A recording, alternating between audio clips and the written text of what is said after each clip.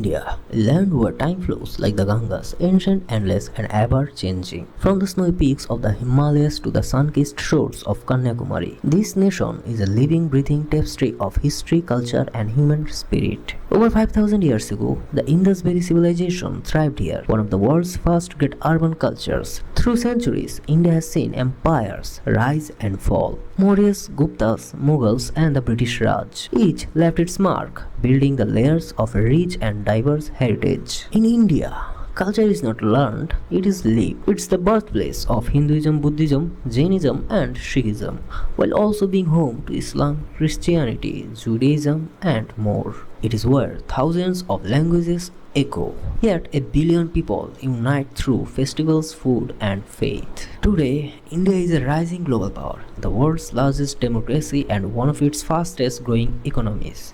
From launching satellites into space to shaping the future with AI and technology, India balances tradition and progress in a way only it can. Beyond the monuments and markets, it is the people of India who make it truly extraordinary.